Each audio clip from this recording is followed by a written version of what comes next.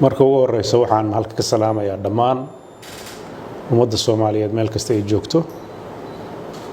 waxaan sidoo gaar ah u salaamayaa bulshada reer Puntland gudo iyo dibadba. sida aad la socoteen waxaa waayadan ciidamada difaaca Puntland ay ku jireen howlgal ay uga ciribtirayaan argagixisada Daacish buuraha silsilada Golis ee Calmiskaad. sida aad la wada socoteen howlgalkani wuxuu bilowday 26kii bishii 12aad kaas oo loogu magac daray howlgalka Hillaac ee safaynta argagixisada Puntland. waxa uu runtii ahaa howlgal si wanaagsan loo qorsheeyay, diyaar garow fiican laga yeeshay, dhammaan qaybaha uu u baahan yahay si uu howlgalkaas u hirgalo laga taxadiray. haddii aan lahayd ciidamada, haddii aan lahayd gudiyada taakulada,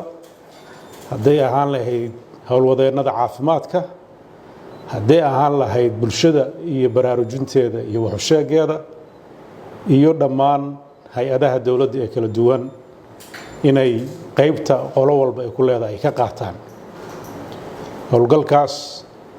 oo 26kii wejigiisii koowaad ee militariga ahaa oo bilowday magaalada Darjaalle uu ka bilowday, waxa uu soo gabagaboobay wejiga koowaad 28kii bishii koowaad. waxaa sidoo kale dowladda Puntland ay ku dhawaaqday 30kii bishii koowaad in wejiga labaad ee howlgalkaas ee militariga ahaa ee safaynta ah uu bilowdo, isagoo ka bilowday wejiga labaad magaalada Turmasaale. waxa uu maanta oo 27kii bishii labaad ah uu ku soo idlaaday wejigiisii labaad magaalada Dasaan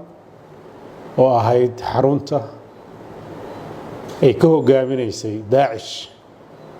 geeska Afrika iyo dhammaan howlgallada caalamka ay ka fulisay isqarxinta ah. sida xogaha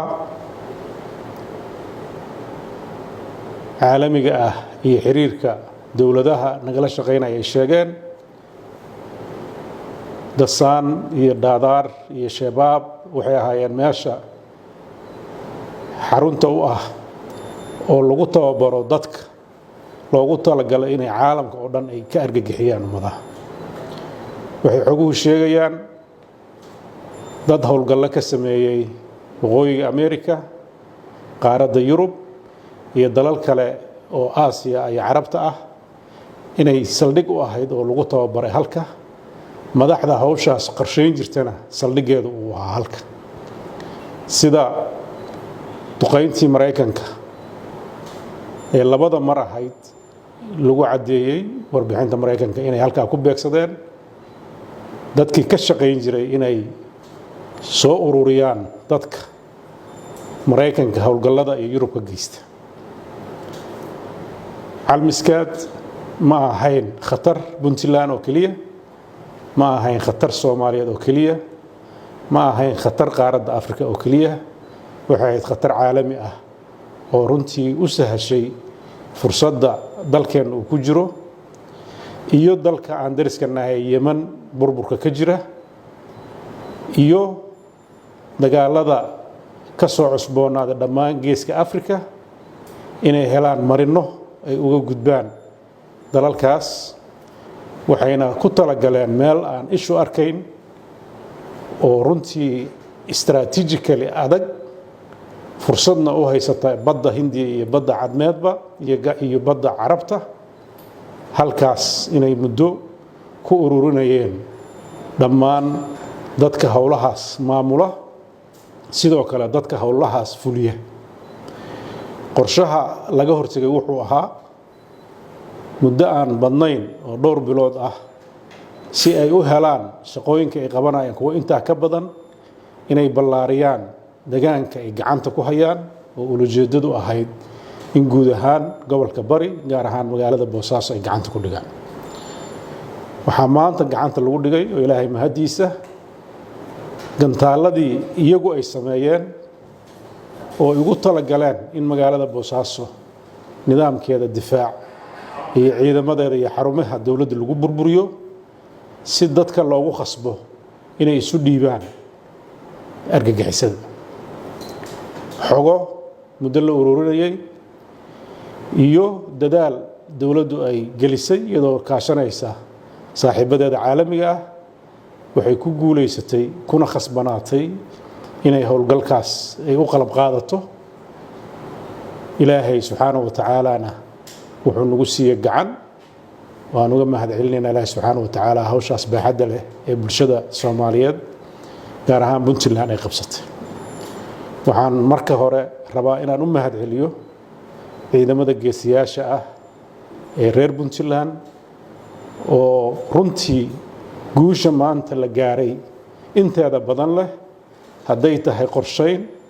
hadday tahay howlgal iyo hadday tahay nafhurid isugu daray sida quraankeenu qabo shuhadadu ma dhiman waa ay nool yihiin ilaahay waan irsaaqaya inta ku shahiiday ilaahay lahaa oo u ballan qaaday inay jannada firdowsa galaan ayaan subxaanahu wa tacaala aaminsannahay waana malaynaynaa inay jannada galayaan inta ku dhaawacantay waxaan ilaahay uga baryaynaa inuu si dhaqso ah ugu booygadho arrintaas runtii waxay muujisay dadka reer Puntland gudo iyo dibadba inay noqdaan dad isku duuban dalkooda ilaashanaya cadowga iska dhicinaya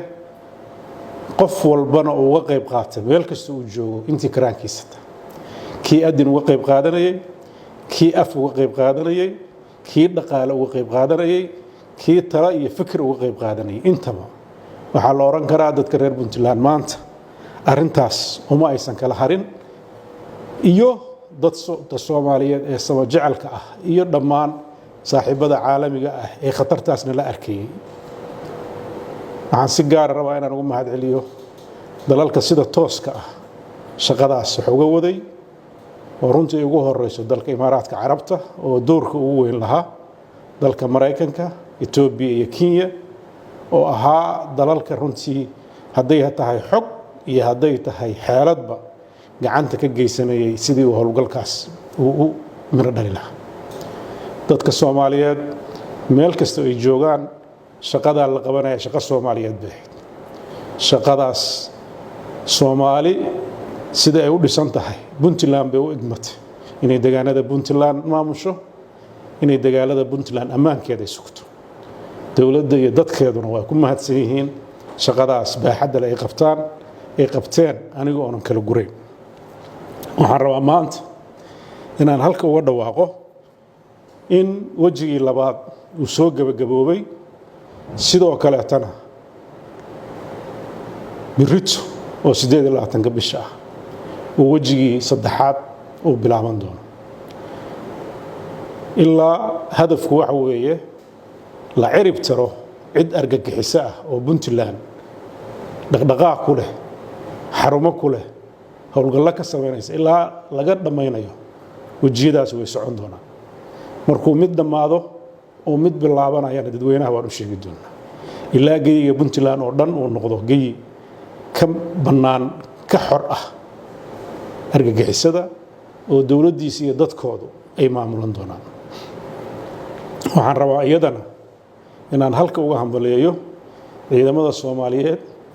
iyo ciidamada dawladaha xubnaha ka dawladda Soomaaliya ee sidaas oo kale iyagana howlgallada uga wada deegaanada kaleeto ee Soomaaliya dhamaanto meel kasta ay joogaan ciidamada Soomaaliyeed waxaan ugu hambaleynayaa shaqadaas waajibka ah sida ay u guteen nafurnimada ah sidoo kale inta dhimatay ee shahiiday ilaahay waxaan uga baryayaa jannatu firdowsa inta dhaawacana waxaan uga baryayaa inuu ilaahay u boogadhiyo maamulada iyo dadka howlaha gacanta ku hayana waxaan ilaahay uga rajeynayaa inuu u fududeeyo hawshaas adag ee ay ku jiraan dabcan waa hawl qaran waa hawl bini aadamnimo waa hawl mas'uuliyadeed oo Soomaalinimo waa hawl u baahan in laga wada qayb qaato dadka Soomaaliyeedna u jeestaan cadowga dhabta ay leeyihiin waa argagixisada dalkooda iyo dadkooda ku soo dushay dabcan kama marna khilaafaadka iyo dhibaatooyinka dadkeena ka dhex jira oo fursadaas la oran karo annagaa bannaynay in dalkeena la hawaysto in dalkeena dibadda looga soo duulo in dad cadow ah ay ka dhigaan dhul aan la lahayn oo dhulkii la helay ah sidii meelo badan adduunka la oran jiray taariikhda ku dhulka Soomaaliyeed inuu noqdo dhul baylaha dadkiisa sabab u ah waliba siyaasiyiintiisa waxgaradkiisa iyo dhaqankiisa ayaa saldhig u ah arrintaas waxaan rajaynayaa dadka Soomaaliyeed inay xisaabaadka dib u fiiriyaan dalkooda iyo dadkooda u naxaan mustaqbalkiisa ka shaqeeyaan waxyaabaha lahwiga ah ee waqtiga lagu dhuminayo in dib loo akhriyo oo dib loo saxay u baahan waxaan rabaa inaan u baaqo dadka Soomaaliyeed meel kasta ay joogaan dawladnimada Soomaaliyeed dadka Soomaaliyeed oo dhan baa leh meel kasta uu joogo dawladnimada Soomaaliyeed waxay ku dhismi kartaa wada hadal is afgarad iyo heshiis dhab ah madaxdu awood uma leh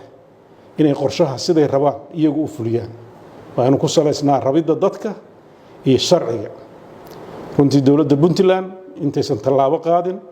waxay aad u ilaalisay midnimada dadka shaqadan inay tahay shaqo dadka Soomaaliyeed leeyihiin waxay kala tashatay dhaqanka waxay kala tashatay culimada waxay kala tashatay ganacsatada waxay kala tashatay cid kasta oo dalkan saameyn ku leh hogaamin ku leh waxay u bandhigtay dadkeeda gudaha jooga waxay u bandhigtay dadkeeda dibadda jooga shaqada maanta socoto shaqo xukuumadda maanta jirta kaliya ee leedahay maaha waa shaqo dawladda Puntland leedahay dawladda Puntland marka la leeyahay maaha xukuumadda maanta jirta waa dawladda oo dhan oo shacab iyo dhul iyo dad oo isku jira weey annagu hoggaankiisa baan nahay la doortay waxa aan ku shaqeynayno waxa weeye waa sharciga iyo dastuurka iyo himilooyinka ummadan ay leedahay reer Puntland taas ayaa qorshayaasha saldhig u ah waajibaadka inaan difaacno cadow ku soo duulay ka qabanno qorshe u sameeyno waa waajibaadkeena dastuuriga ah oo dadkeena naga sugayeen sidaas ay tahay waxa nagu xambaaray inaan anaga waajibkeena inaan gudanno waxa mahaddeeda iska leh dadkii marka hore noo igmaday iyo dadka gacanta nagu siiyay inaan shaqada gudanno oo runtii dadka reer Puntland oo dhan ah waxaan rajaynayaa waajibka Soomaali naga saaranna inuu noqdo waajib dadka Soomaaliyeed oo dhan leeyihiin dadka madaxda u igmadaan ay gartaan waajibkan inuu yahay waajib loo dhiibtay dadkuna ay gacan ku siiyaan oo ay ka dhaafaan dhaleecaynta iyo niyad jabka madaxduna ay garato amaanada sida ay u gudan lahayd si sharci ku dhisan inay noqoto oo dadkoodu raali ka yahay arrintaas ma rabo inaan ku fogaado laakiin waxaan dirayaa baaq in dadka Soomaaliyeed dalkii halis uu ku jiro dalka Soomaaliyeed qorshayaal runtii iyo xogo waqtigeeda la soo bandhigi doono ayaan helnay oo khatar aad u weyn xambaarsan khaasatan Daacish qorshayaasha ay lahayd oo waqtigeeda aan la wadaagi doono dadka marka howlgal ku dhamaado waa qorshe runtii walaac gelin kara qofkii mas'uul ah khatarna gelin kara mustaqbalka Soomaaliya waa qorshe aan ku koobnayn dad Soomaaliyeed oo kaliya dad ajnabi ah oo gargixisata ah waa qorshe runtii aan rabin halka inaan ka faahfaahiyo oo khatartiisa leh oo u baahan in si mug leh looga fiirsado arrintaas dalkeenu inuu beelaha noqdo waxa saldhig u ah khilaafaadka bulshada ku dhex jira iyo ku dhaqan la'aanta dastuurka heshiiska lagu yahay waxaan ka digayaa mar labaad wax kasta oo bulshadeena kala kaxayn kara in madaxda Soomaaliyeed ka fogaato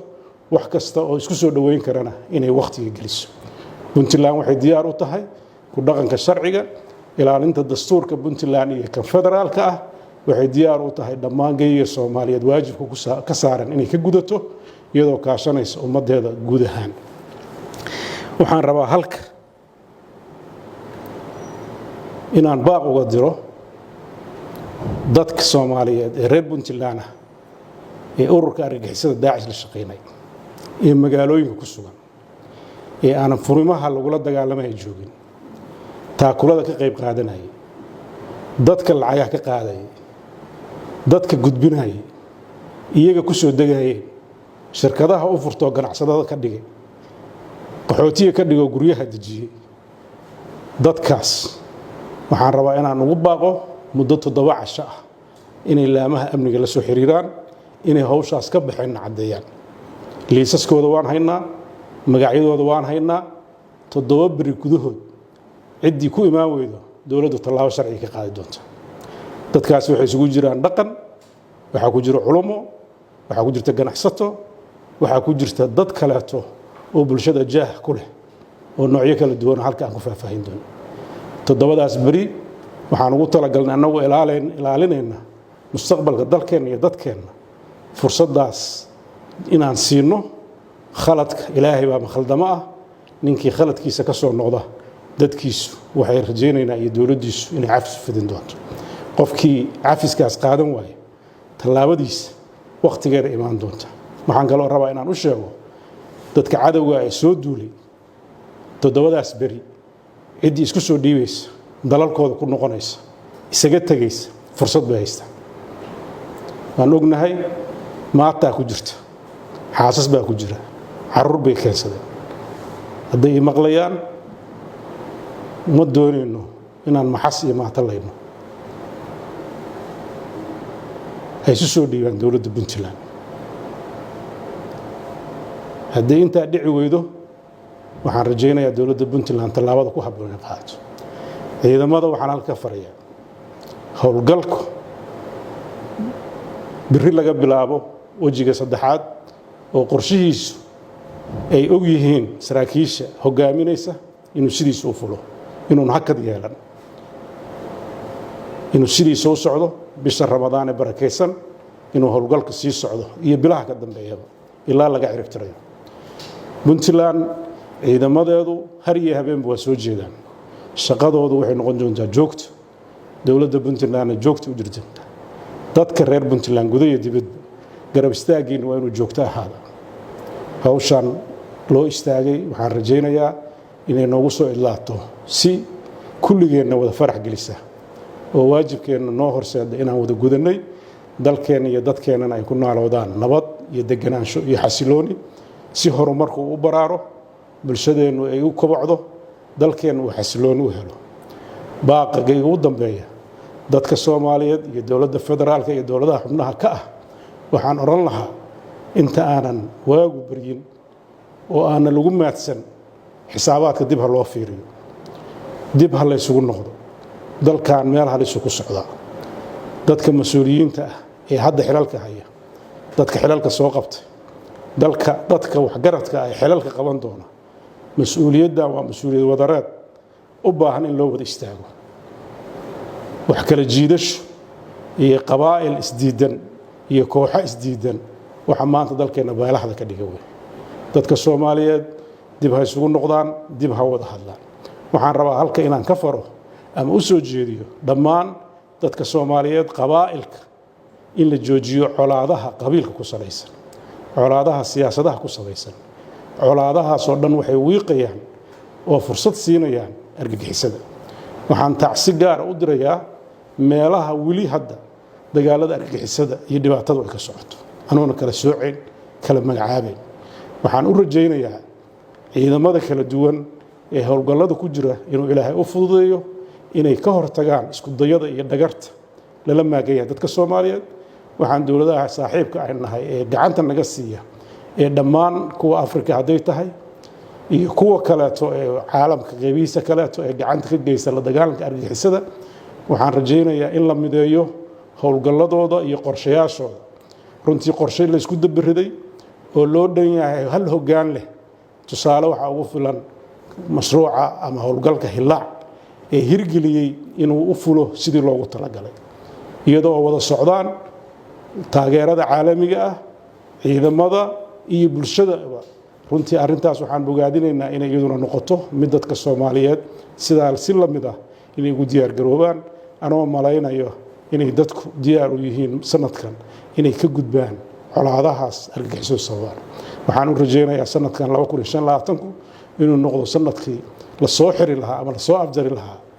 cadowiyada argagixisada ilaahay idankiis soomaaliyana ay marxalad cusub iyo waayo cusub ay wajihi lahayd intaasaa kelmadeeda ku soo gabagabeynaya aad baa u mahadsantihiin wasalaamu calaykum waraxmatullaahi wabarakaatu